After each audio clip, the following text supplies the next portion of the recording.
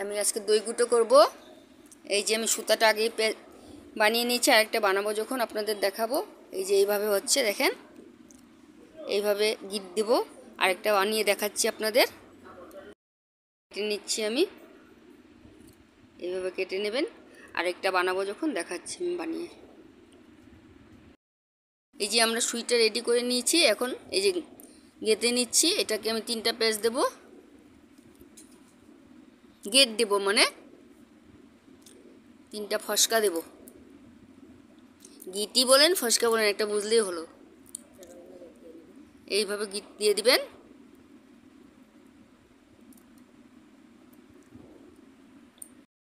এইভাবে এভাবে দিয়ে আবারও গিট দিয়ে দিবেন।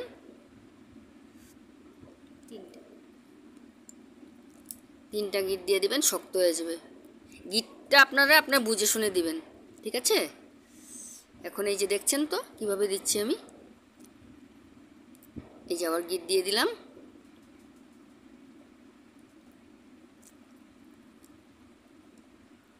এটাও 3টা দিয়ে দিবেন।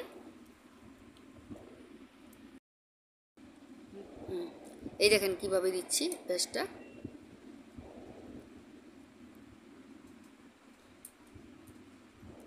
এইভাবে সুতাটা নেবেন, নিয়ে আঙ্গুলটা সামনের দিকে নেবেন, নিয়ে আঙ্গুলের নিচে দিয়ে সুতাটা ঢুকিয়ে দিবেন। তবে ভিতরটা একটু ফুলা ফুলা থাকবে। 1বার 2বার করলেই আপনারা করতে পারবেন। এবার ট্রাই করবেন আমার মতন।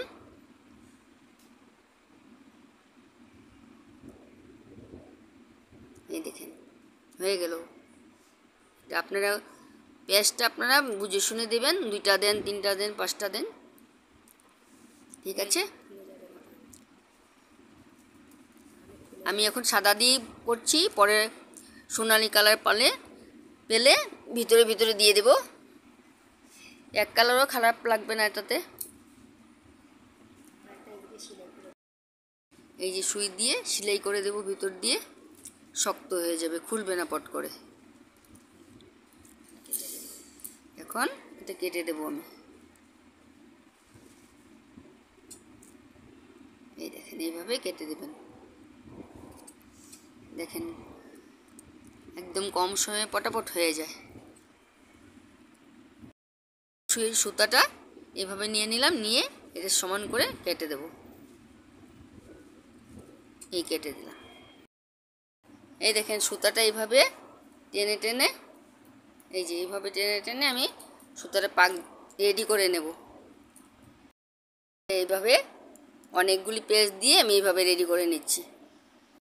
আপনারা একটু বেশি করে নেবেন, তবে ফুলটা বড় বড় হবে, দেখতেও ভালো লাগবে, ছড়ানো হবে, ঠিক আছে?